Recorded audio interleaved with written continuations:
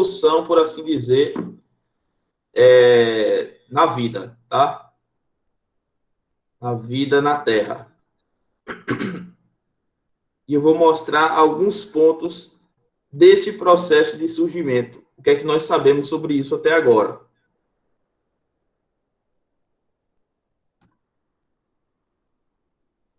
Então, os primeiros seres com células eucarióticas foram os protistas, que hoje tem como exemplares vivos, né, as algas, os protozoários e esses danadinhos aqui chamados oomicetos, tá? Que antigamente pensava-se ser fungos, mas na verdade não são fungos, tá? Ainda estão no grupo dos protistas. Então, você tem esses indivíduos aí. Mas se eles foram os primeiros eucariotos, né, os primeiros indivíduos a terem células eucarióticas, como se deu esse processo de surgimento de uma célula tão complexa? Eu agora vou, então, pedir a vocês que lembrem aí daquele processo que eu expliquei no primeiro ano, que é o processo de endossimbiose. Endossimbiose, tá? Tá aqui, olha. Você, antigamente, né, tinha uma célula muito simples, que era uma célula procariótica, tá? Era um ser procarionte. Ao longo do tempo, essa célula foi ganhando novas conformações, mas ainda era um procarionte. Até que você teve um evento que foi essa célula ancestral englobou uma outra bactéria, tá? Então, notem, você tem uma célula aqui que englobou uma outra bactéria, e essa bactéria, ela digamos, heterotrófica, tá? Ela não fazia fotossíntese. Então, essa bactéria menor, que foi englobada, engolida pela maior, deu origem ao que nós chamamos hoje de mitocôndria, tá? Deu origem às mitocôndrias. Essa célula já com mitocôndria, um detalhe, por que a célula que engoliu, né, não digeriu essa célula menor que estava dentro dela? É porque a célula que estava dentro dela passou a dar algumas vantagens, passou a fornecer energia, tá? Então, você teve esse processo aqui de endossimbiose. Depois, você teve outro processo de endossimbiose. Essa célula já com uma mitocôndria dentro dela, acabou englobando uma outra bactéria, só que desta vez uma bactéria fotossintetizante. Uma bactéria fotossintetizante. Uma cianobactéria, né? E aí, ao invés de digerir também essa estrutura, ela conservou dentro dela, tá? Então, mais um processo aí de endossimbiose. E essa célula, essa bactéria fotossintetizante que foi englobada, deu origem, posteriormente, ao que nós chamamos de cloroplasto, que é justamente a organela que as plantas e as algas possuem para fazer fotossíntese. Então, foi esse aqui o caminho evolutivo. Então, obviamente, essas células aqui, eucarióticas, que agora tinham mitocôndria, mas não só mitocôndria, tinham cloroplasto, logicamente foram elas que deram origem a todas as células eucarióticas fotossintetizantes, incluindo as algas, mas também as plantas. Como eu falei, as plantas fazem parte do reino vegetal, reino plantae. Mas o reino vegetal, se a gente for olhar a origem, tá? Tem como ancestral uma alga verde, né? Então, o reino protista, né? o grande grupo dos protistas, deu origem a outros reinos, tá? Aqui embaixo nós temos um outro caminho. Então, essas células aqui de baixo não houve um processo de endossimbiose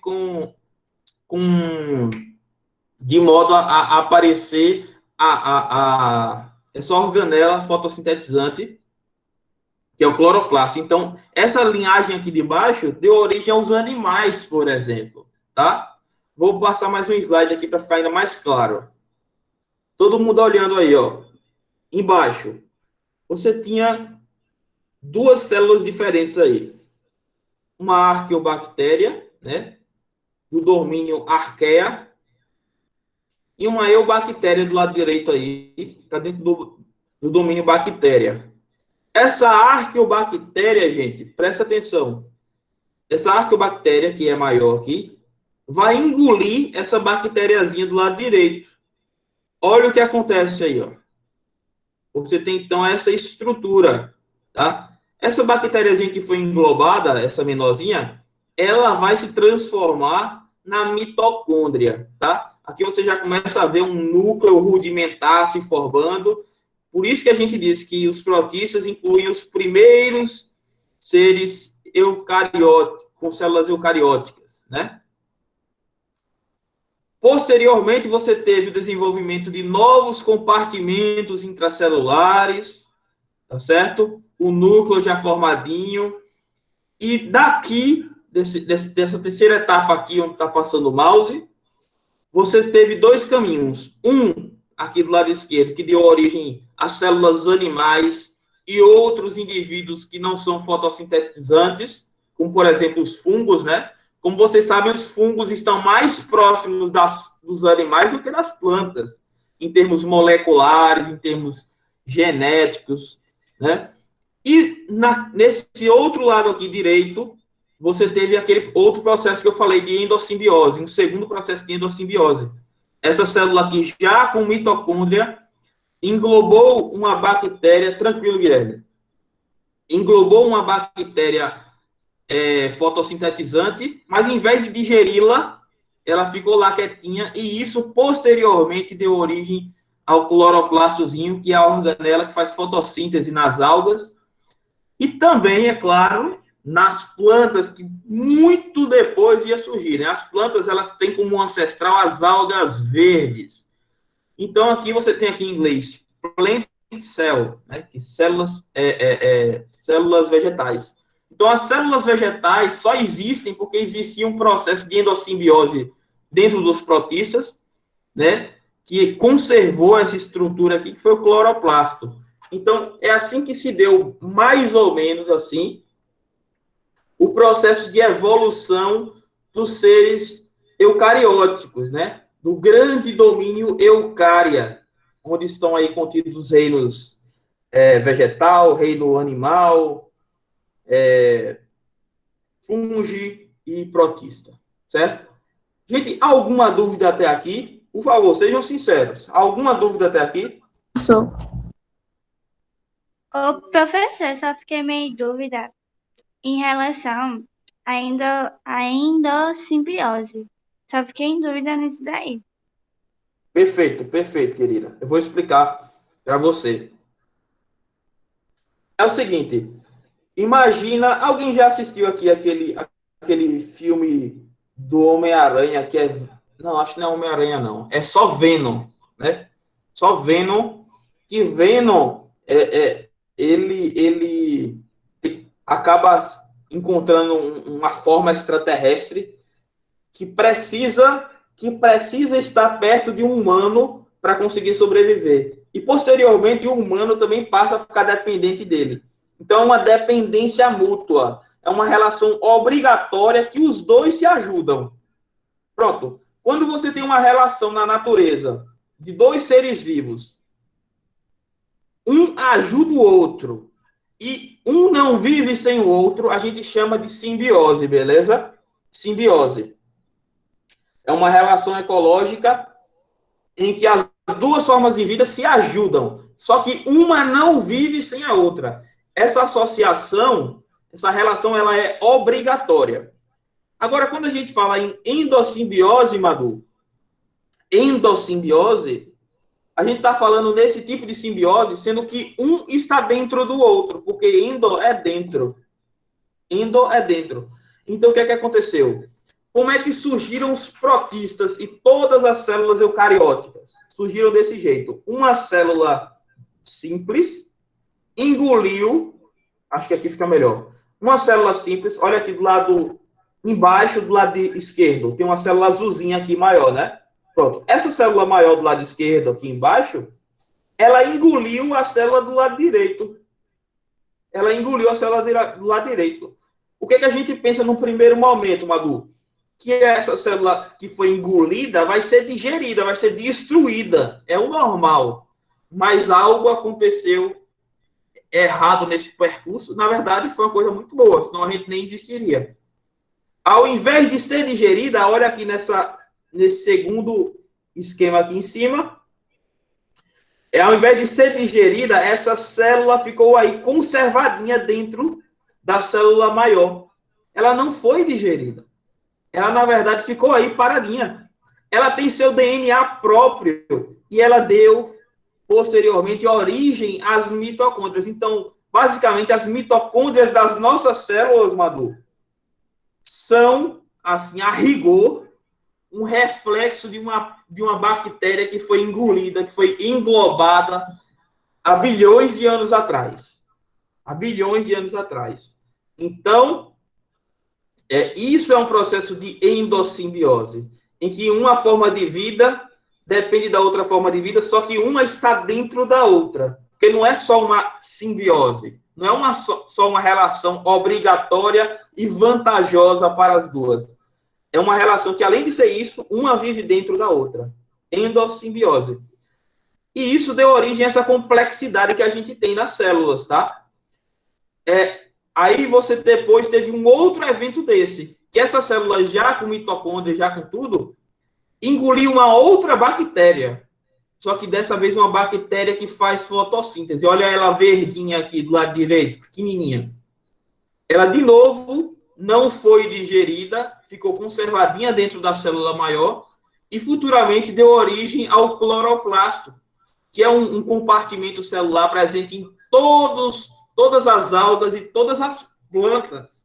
Então, isso que eu estou mostrando são só os eventos que permitiram o surgimento dos protistas, não só dos protistas, mas de todas as células eucarióticas que hoje nós conhecemos. Tá certo? Deu para entender agora, Rafa. Obrigada. De nada, querida. Qualquer dúvida, falem. Não tem nada que me deixe mais feliz do que tirar uma dúvida, gente. E se surgir mais alguma dúvida, fala de novo. Alguma dúvida até aqui, pessoal?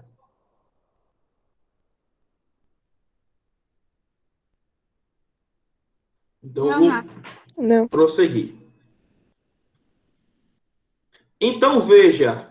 O negócio é muito incrível, porque esses processos evolutivos permitiram uma grande diversidade de vida, tá?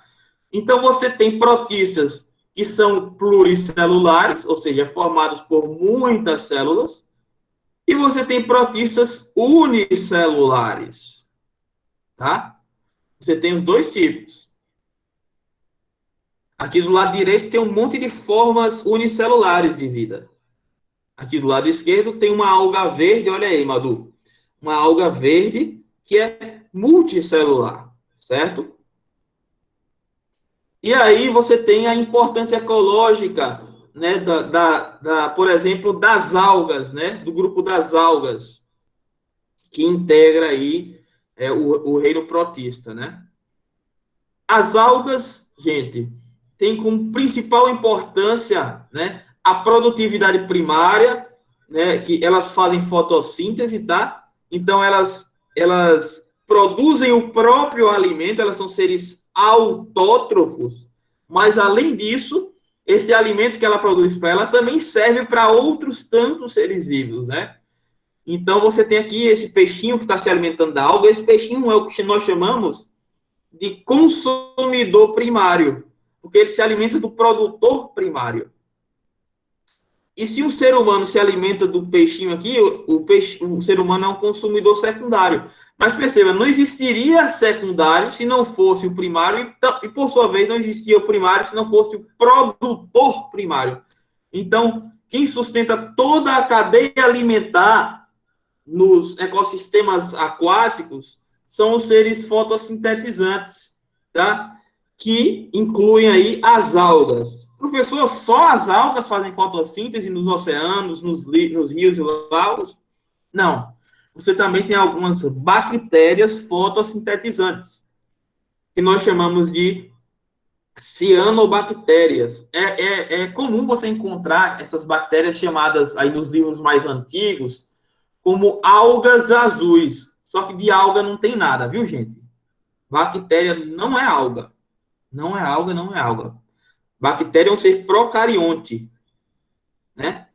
Já as algas são seres eucariontes.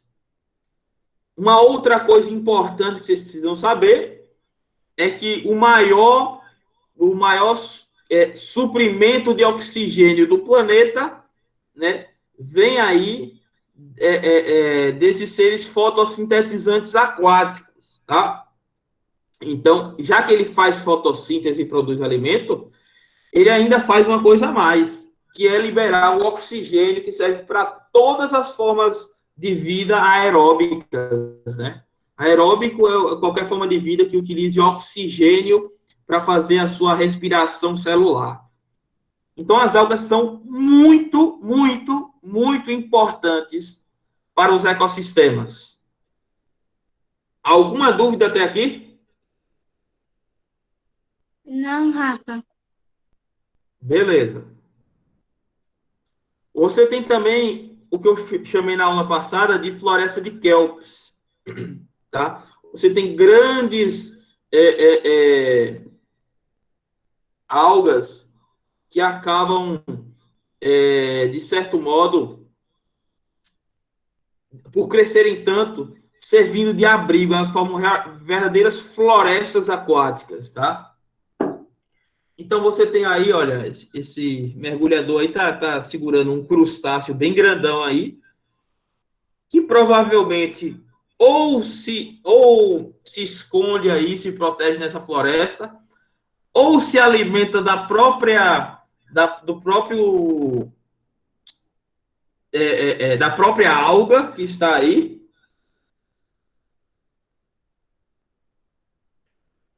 Ô, Iago, eu ainda não postei não, viu? Hoje eu vou pedir para, ao final da aula, vocês colocarem o nome e a turma de vocês aí no chat mesmo, viu? Aí na próxima eu coloco um formulário certinho. Mas vamos lá. Então, essa floresta de kelps aí que vocês estão vendo, serve de abrigo para vários animais, serve de alimento para vários animais, serve de estuário, né? Um local onde vários animais vão conseguir aqui se reproduzir. E aí você tem condições específicas onde essas florestas de kelps conseguem se estabelecer, tá? Elas geralmente estão estabelecidas em regiões com águas mais geladas, tá? São águas mais geladas. Então, o aquecimento global hoje é uma ameaça real a várias espécies de algas, tá? Não vou dizer todas, porque tudo na biologia tem exceção, mas várias espécies de algas, algas pardas, né, que compõem aí essas florestas de kelps, estão hoje sob perigo de extinção, tá certo? Elas precisam de um tipo determinado de habitat. Alguma dúvida até aqui, meu povo?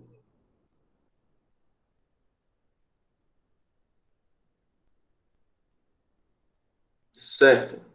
Vamos seguir, então. Uma outra coisa, gente, que eu não falei na aula passada e que vale a pena aqui ressaltar, é que às vezes, tá? Às vezes, as algas estão relacionadas a alguns eventos relacionados a desequilíbrios ambientais, certo? Então, você tem as chamadas marés vermelhas, que muitas vezes são florações tóxicas. Gente, é sempre bom lembrar que floração não é uma coisa que é usada só para planta, não. Só para flor, não, tá?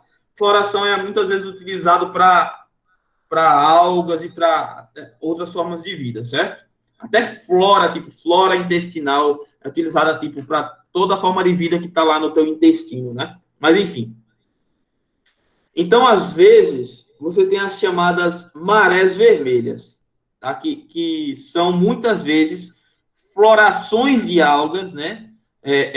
Uma reprodução muito grande, exagerada de algas, que produzem toxinas, tá? Porque algumas algas produzem toxinas. Muitas delas são neurotoxinas, tá? Que atuam no sistema nervoso central e podem realmente matar, certo? Um animal. Então, essas marés vermelhas são ocasionadas por alguns fatores ambientais, certo? O principal fator ambiental relacionado às chamadas marés vermelhas, isso é um assunto que cai muito no Enem, viu? Porque está um pouco relacionado à poluição, à ecologia. Então, o principal fator ambiental relacionado às marés vermelhas é o alto teor de nutrientes na água. Então, eu queria saber de vocês, que nutriente a gente coloca aí, joga aí no ralo, na pia de vocês, quando vocês estão lavando aí a louça? Que nutriente vocês acham que acaba impactando, certo? Digamos, na velocidade de reprodução das algas no rio Capibaribe, no mar. Vocês acham, por Sabão. exemplo, que sabão, perfeito, perfeito, sabão. O que mais parecido com sabão? Óleo. Também, que mais? Um bem parecido com sabão, bem parecido mesmo. Detergente. Detergente, perfeito. Então, essas coisas têm muito fosfato, tá? Você também coloca, às vezes, compostos nitrogenados. Então, você coloca um monte de nutriente na água. Gente, isso é um problema sério. Alguém já fez a experiência, e assim, eu não acho uma coisa muito legal, não, mas de pegar um garrafão de água, às vezes o pessoal bebe água mineral, né? Então, de pegar um garrafão de água e esquecer, assim, um local que tem sol, deixar o garrafão pegando sol. O que é que acontece com a água desse garrafão, gente? De água mineral? Depois de uma semana. Ela fica de que cor? Fica verde, não é verdade? Fica verde. Exatamente. Por quê? Porque ali você tem algas ali dentro, tá certo? Você tem algas. Só que provavelmente você também tem nutriente ali. Você tem nutriente. Então, se você bota um negócio com água, eu posso falar? Pode falar. Tem a ver. Quando eu tenho um porquinho da Índia, né? Aí ele tem uma garrafinha de água para ele mesmo. Aí a gente enche de água e deixa, porque é bem grande, né? Mas vai criando, porque pega um pouco de sol, vai criando esses musgos verdes, essas algas. Agora que você falou, faz todo sentido, né? Toda água tem alga dentro. Pois é muito difícil você não ter alguma alguinha ali perdida, alguma estrutura vegetativa, mas se você tem alga ali, mais nutriente e sol, acabou-se. Você vai ter uma explosão de algas ali, tá? Nem toda alga vai produzir toxina, tá, gente? Nem toda alga produz toxina. Se toda produzisse, a gente tava com sérios problemas, né? No bebedouro, qualquer bebedouro, se você deixar muito tempo também, você vai encontrar algumas alguinhas lá. Mas, enfim, isso que João falou, que o pessoal falou aí, certo? Acontece por esses três fatores: presença de alga, presença de nutriente na água e presença de luz solar, tá? Então, o ideal para que você tenha um rio, um mar com condições boas, né, com condições boas para a vida, por incrível que pareça, o melhor é que tenha pouco. Tranquilo, André. O melhor é que tenha pouco nutriente, tá certo, gente? O melhor é que tenha pouco nutriente. Quando tem muito nutriente, acontece o caos, tá certo? Então, um outro fator também tá certo? Que também está muitas vezes aliado a esse aí, é a temperatura superficial quente, tá certo? Então, com o aquecimento global, a gente está vendo isso piorar. Está vendo isso piorar. Baixa salinidade. Então, por exemplo, nos mares, né? Quando você tem períodos de chuva e a água do continente, né? Por conta da grande chuva, né? Acaba diminuindo a concentração de sal ali do litoral, tá? Essa baixa na salinidade, essa baixa na concentração de sal, acaba também proporcionando, muitas vezes, tá? Esse crescimento desenfreado de certas algas. E, por último, nós também temos esse fator aqui, que é o mar calmo, tá? Se você tem um mar calminho, com pouca onda, você também tem mais chances disso acontecer. E aí, qual é o problema? Essas marés vermelhas, essas florações, muitas vezes tóxicas, matam milhares de peixes, mamíferos marinhos, tá? É uma destruição terrível, certo? Então, tem que haver um controle, certo? Por exemplo, dos esgotos, tem que ter um tratamento de esgoto, para o esgoto não levar um monte de nutriente para o litoral. Tem que tratar esse esgoto, tá entendendo? Tem que parar de jogar lixo nos rios, tem que controlar as fábricas, indústrias, que muitas vezes despejam também substâncias tóxicas lá. Tudo isso tem que ser observado. E os organismos responsáveis por essas marés vermelhas são principalmente um grupo de algas unicelulares chamada dinoflagelados, tá? Dinoflagelados. Então, aqui do lado esquerdo, embaixo, você tem essa espécie aí, Carenia brevis, tá? Ocorre muito lá nos Estados Unidos, floração decorrente dessa espécie aqui, tá? Agora, uma coisa importante, gente. O nome é maré vermelha, mas nem toda maré vermelha é vermelha, beleza? Maré vermelha foi só um nome que ficou mais conhecido para esse tipo de fenômeno aí de florações de algas excessivas, muitas vezes produzindo substâncias tóxicas, mas não é obrigado ser vermelho não, tá certo? Não é obrigado.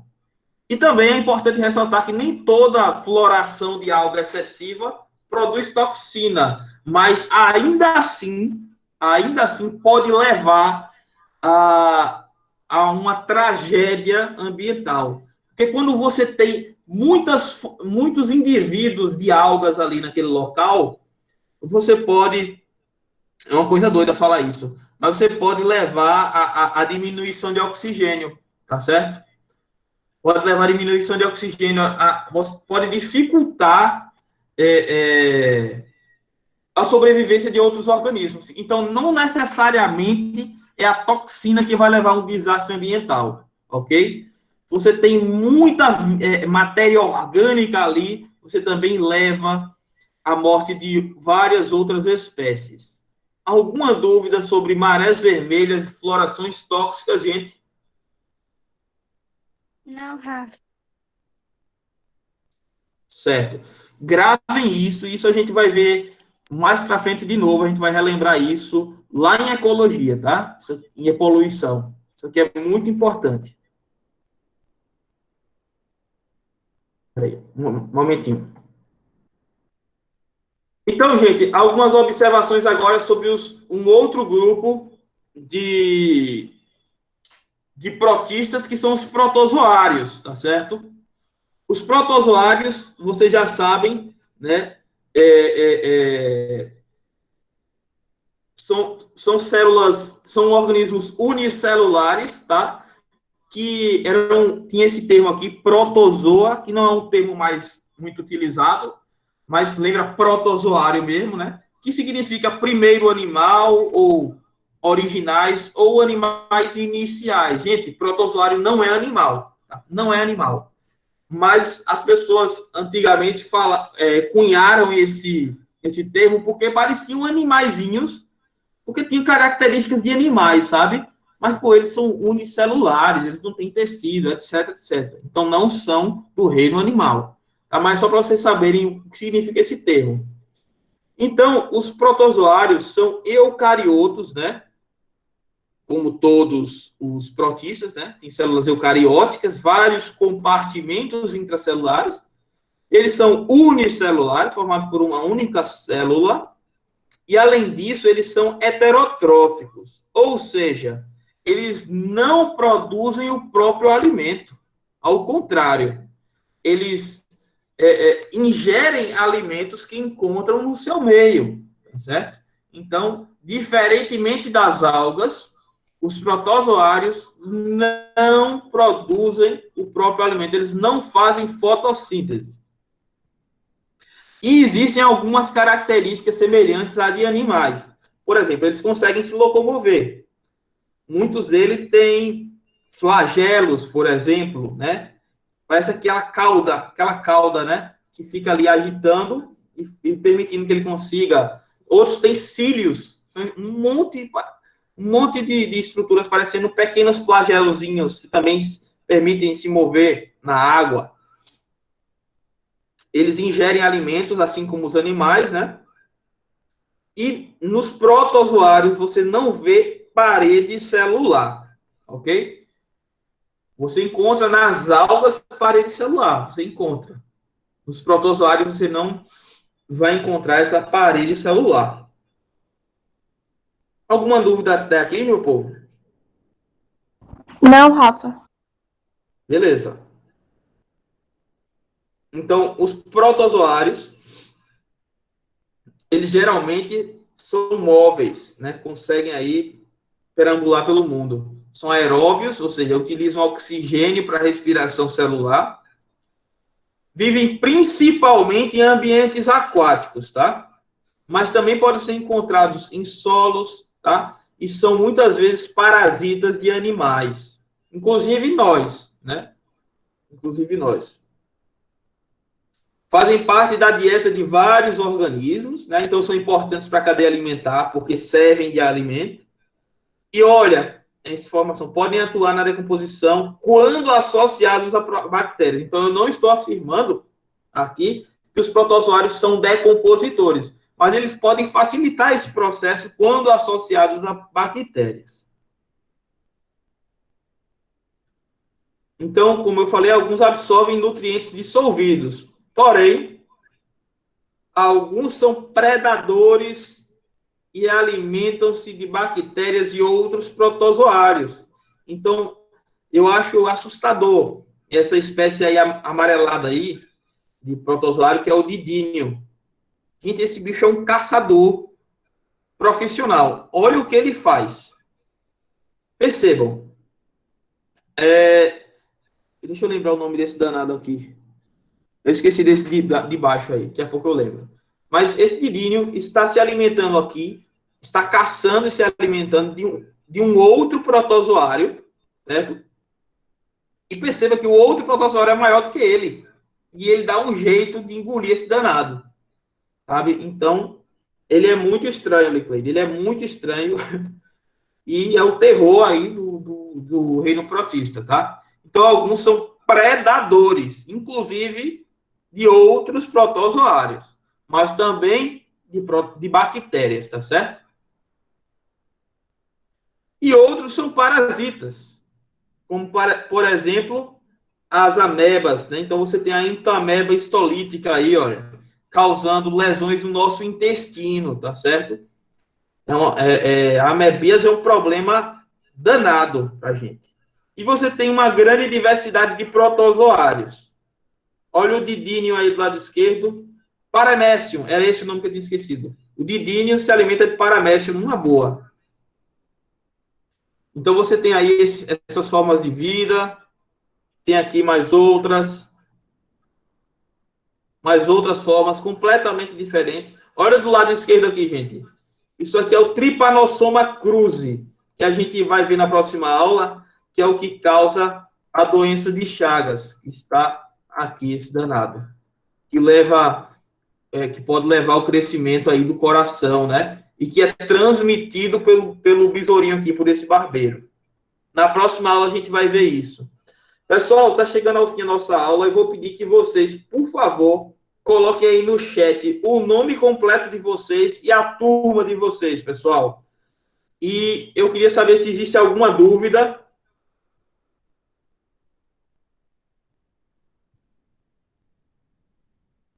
Deu para entender, Rafa. Maravilha, gente, maravilha. Então, caso não haja nenhuma dúvida, pode colocar aí o nome e a turma no chat. Estão liberados. Desde já agradeço a participação. Gostei de ver, gente.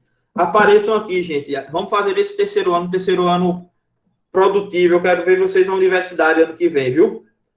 Tchau, Tamo junto nessa professor. caminhada. Tchau, tchau. Um abraço.